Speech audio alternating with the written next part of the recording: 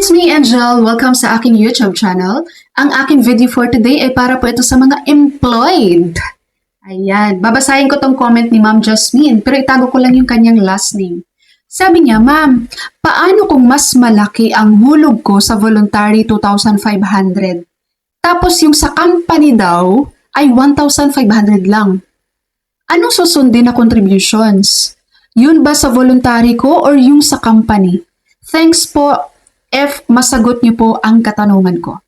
Nako, sa mga employed po natin dyan guys, tandaan niyo po ito.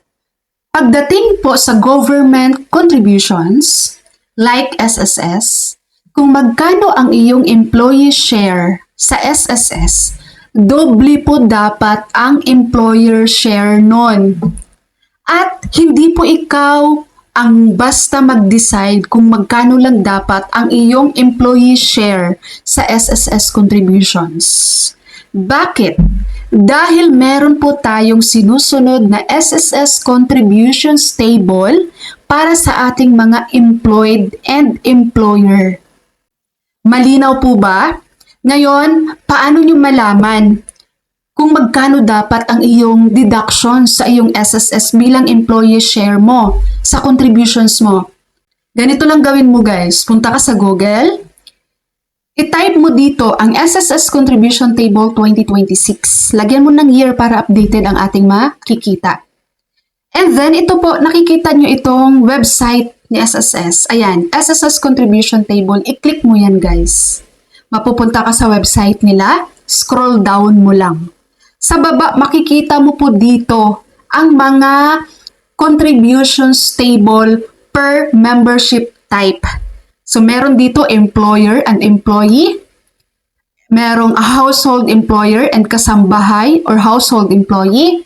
Merong land-based OFW members. Merong self-employed member at voluntary member and non-working spouse. So, ngayon dahil employed ka, meron kang employer.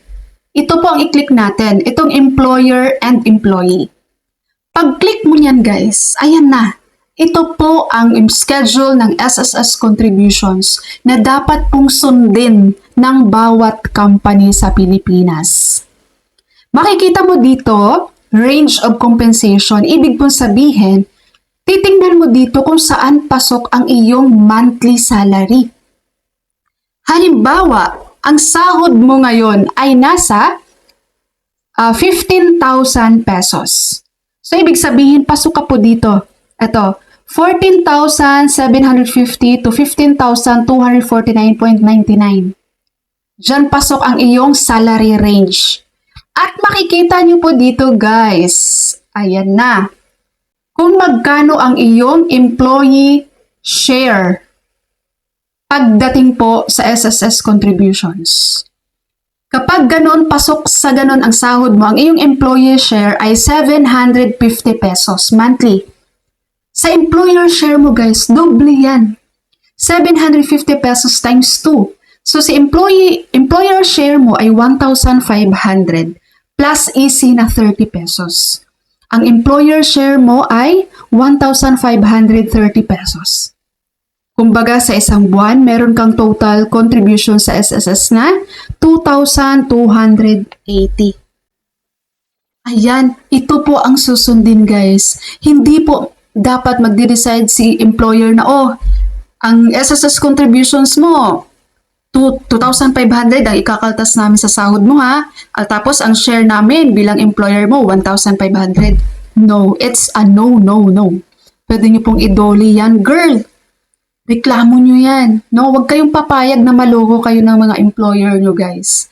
Ang dami pa naman dito sa Pilipinas na mga employer na mga walang hiyang employer. Basta sa kanila, kikita sila ang yayaman, kikita ang negosyo nila. Tapos yung mga benefits ng employee, hindi nila maibigay ng tama. Huwag kayong papayag sa ganun. Mag-resign ka dyan. Idoli mo. Okay? Dahil maling-mali yung ginawa, guys.